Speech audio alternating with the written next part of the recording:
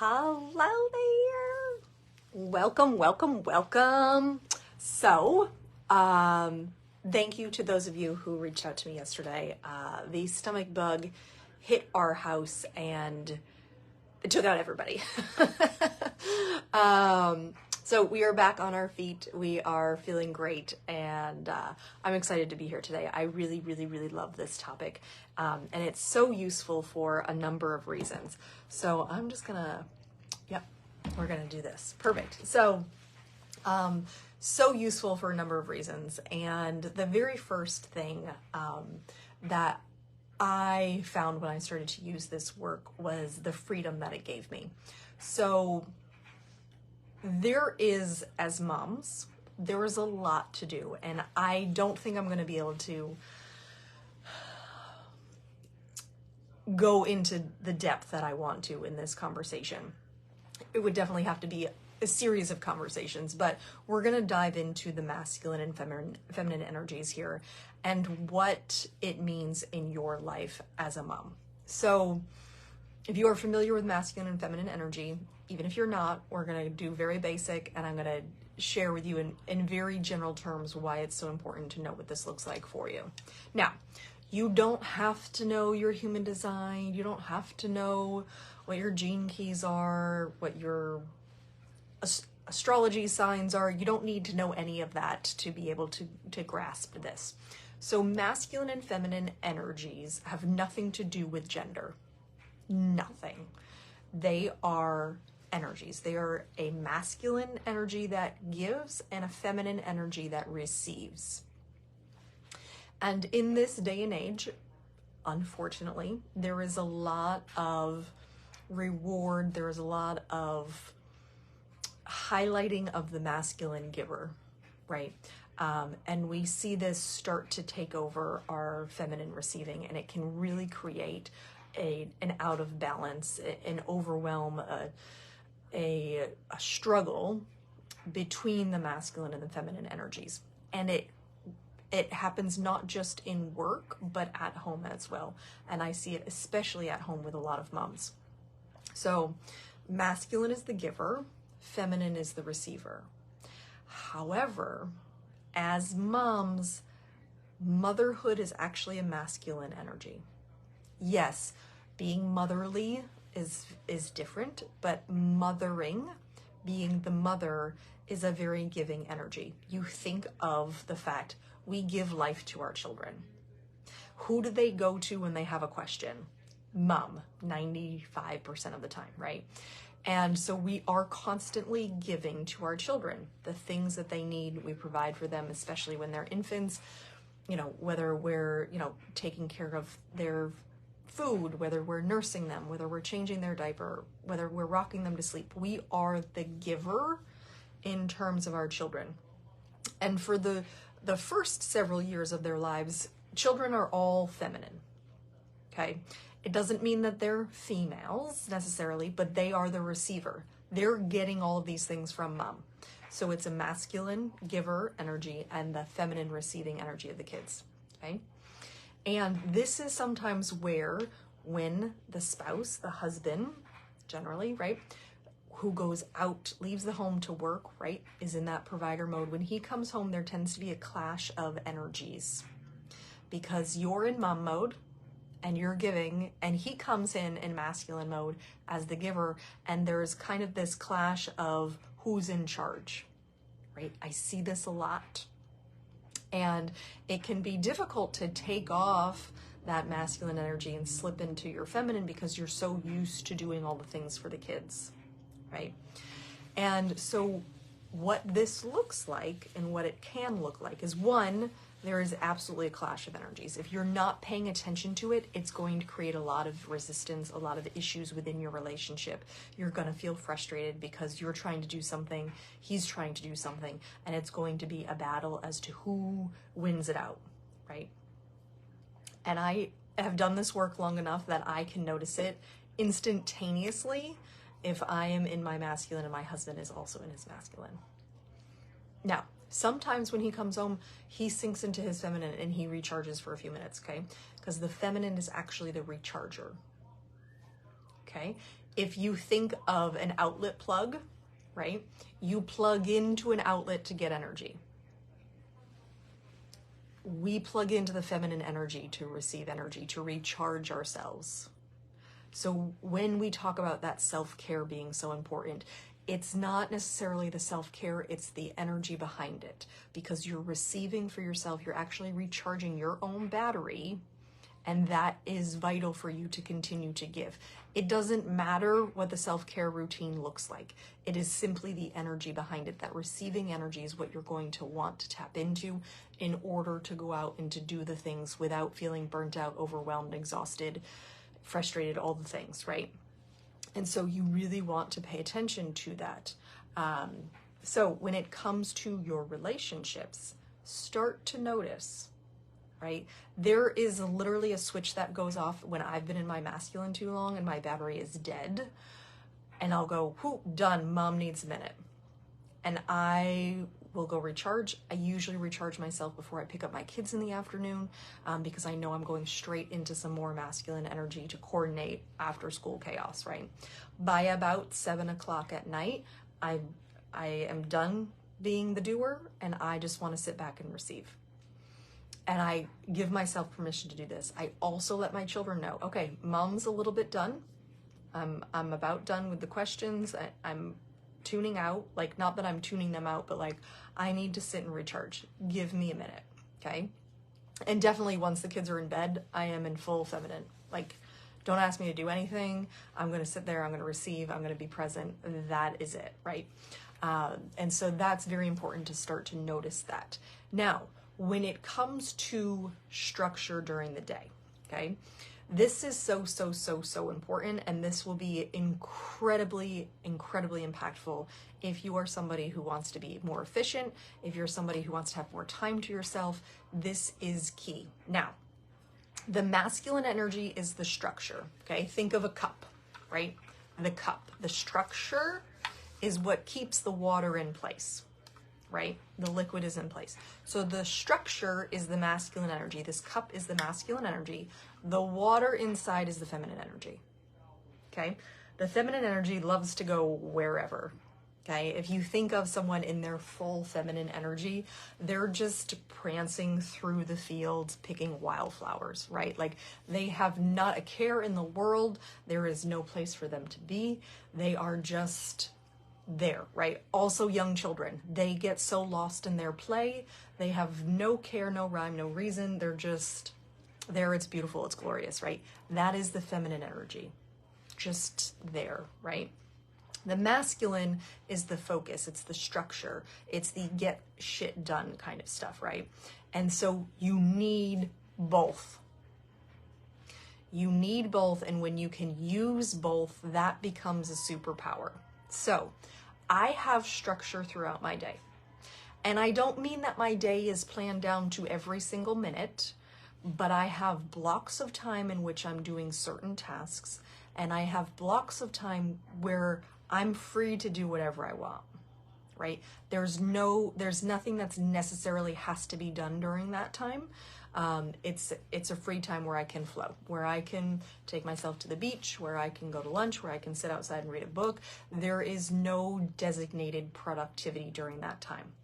There is also plenty of those block structures where there is productivity happening during times because there's stuff that needs to get done. There are things to do, but it's within a set period of time. Now, the beauty of this is when you learn what that looks like in your own life. Now, balance, I used to hate to use this term for people because it very much feels like it should be equal.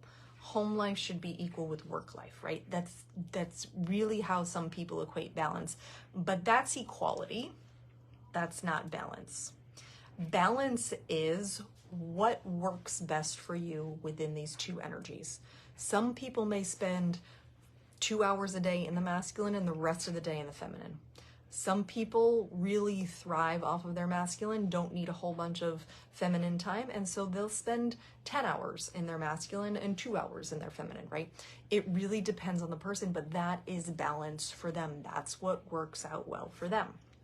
So for me, probably spend a little bit more time in the masculine because I'm a mom. I do have plenty of time in my feminine where I'm receiving, that I am recharging myself. I also do have a day off each week. Fridays is usually my day where I'm just in full feminine. There's no rhyme or reason to my day. I do whatever I want, kind of a day. But I had to work that in. And I say I had to work that in because it was very uncomfortable for me at first, especially when it came time to run my own business. I was like, well, if I'm not working, I'm not making money, right? That was the thought, that was the paradigm that I had to shift out of. And it very much became, okay, I have to fill myself up in order to get through the rest of the week. I've got to make sure that I'm doing something for me in terms of that. So when it comes to this struggle to balance it all, and this is something that is super, super powerful, I'm going to share this little tip with you. So if I sit down to do a task and I find myself struggling to focus, I'll step away from it and I'll go do something fun. And maybe you're like, well, Steph, that seems counterproductive. If there's something that needs to be done, shouldn't you just do the thing? I mean, I could. But if I am struggling to focus on the thing and I'm using a lot of mental energy to focus on it, chances are I just need to unplug, do something fun, recharge my battery, and come back to it. Because it doesn't make sense for me to spend 20 minutes trying to focus on something that in realistic time or realistically is only going to take me 5 minutes to do.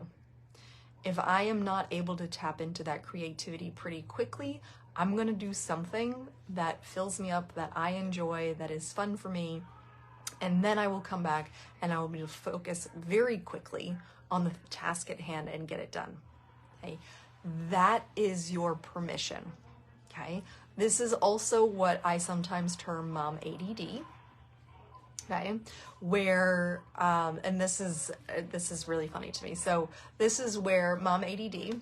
This is where you, on a Saturday, you say, all right, everybody, we need to clean the house. And there's nothing else on your agenda for Saturday, right? Which is a rarity in my case. But let's say there's nothing else for you to do on Sunday or Saturday, right? You're like, we're just cleaning the house, right? And so you start cleaning the house, and maybe you start in the kitchen. And then you are like, oh, well, let me go start a little laundry while I'm cleaning the kitchen, because laundry can run on its own, right? So you run and you get all the towels, you put them in the wash. And then as you're collecting the rest of the laundry through the house, you find more dishes. So you bring them back to the kitchen. So you're loading the dishwasher, washing dishes, and then the kids need you for something. So then you're back in another room and you're like, oh, well, I'll just make up the beds while I'm here. And then you grab the vacuum and you're like, well, I'll just finish this room while I'm here because I'm here. And then you hear that the laundry dings, so you go back to the laundry room, you switch the laundry, and then you're back in the kitchen because someone's hungry, right? And 7 hours later, you have been in every single room in the house and haven't accomplished a thing. That's your feminine energy. That is your feminine energy. She didn't want to stay on task. She was happy floating around doing whatever she wanted, and that's cool. If you don't have anything else that you want to do that day and you want to spend the whole day doing that, that's totally fine. Absolutely cool. I don't like to operate that way. So for instance, this past weekend when we had the stomach bugs starting to go through my house, I gave myself 2 to 3 hours on Sunday to clean. And that meant vacuuming, dusting, washing floors, changing beds and sheets and all that stuff. I gave myself 2 to 3 hours, okay? There were so many times that I started to get distracted and wanted to go sit on the couch and watch a movie, or pop some popcorn and hang out, or sit by the fire and read my book, or take the kids outside, or whatever it was. There were so many opportunities for me to just be distracted, but I knew that if I got distracted and I went off course and I did something else, it was going to take me that much longer to get the house cleaned. And so I put a little pin in all my distractions, and it took me about 2.5 hours to do the whole house, all the things. And then I had the rest of the day to sit and hang out and be present with my kids. And so this is really the beauty of being able to tap into that. I am incredible at this only because I know myself well enough and I've been doing it long enough that I know that the second I start to get off track, I need to check in with myself. When I feel myself start to lose the motivation or the focus, I will check in. Okay, what do I need right now? Where am I at? What can I do? Can I finish this thing very quickly and then go do something that I want? Or is this thing going to take me a little bit longer and I need to go charge myself first, right? I know that my max capacity for focusing is about 2 to 3 hours. 2 to 3 hour window, that's about all you're going to get for focus time from me. And then I'm checked out. Like, I'm not even there. I need to go sit in the sun. I need to go do something for me. I need to receive because I've been done giving. And I know that about myself. But I know that about myself because I spent a lot of time in this work and in these modalities. So when it comes to finding your balance, it's going to look very different for you than it does for me. And that's okay. Your balance can look any way you want it to look. It doesn't have to be exactly as someone else's. I figured this out because I did borrow from somebody else's for a little while. When my kids were young, it was 2 hours because that was my nap time hustle. 2 hours was about my capacity because I knew that at the 2 hour mark, a kid was going to be up and I was going to have to be on to something else. Now that my kids are in school, I still try to stick to about 2 hours because it just feels good to me. I can push it to about 3, but 3 is absolutely my max. You put me in 4 hours of nonstop and I'm going to just zone out. Like, it's not happening. I'm just not there, right? I don't have the capacity to continue to be there. And so this was just something that I learned and I tried and I did some trial and error and I figured it out. And so I know that this is what happens. And I work from home. This is the same thing if you're working in an office. I guarantee you that not everybody at your office works a full 8 hours straight. I guarantee it. There is nobody who gets there at 8 a.m. and goes all to, balls to the wall essentially until 4 o'clock. Not a chance. Not a chance. Now, they may not get a bunch of stuff done in 8 hours, right? I can do a whole lot in 2 to 3 hours of focus time than most people do during the day. And it's because I'm disciplined and I just know that about myself. So when it comes to this balance, again, start to pay attention. What time of the day do you feel like you're really on it and you can focus and you have the mental energy? And what part of the day are you like, I'm tapped out, I'm done? And start to give yourself permission to just switch off and go into receiving mode. And it can be as simple as 5 minutes to yourself where you sit in the sun and you're like, I'm just going to receive and just recharge your battery. Okay, so I hope this helps. If you do have any questions or you're looking for some more information on a specific topic, or you could use some more help around this, or even around creating the structure and the flow schedule in your own life, I love it. I love to do it. I love to help with it. So I would be happy to help. This really comes in super handy, especially around the holidays when there are a bajillion things to do. So I'm sending you so much love. I hope you have an incredible rest of your day. And as always, be big, be bold, and be opulent. Bye, loves.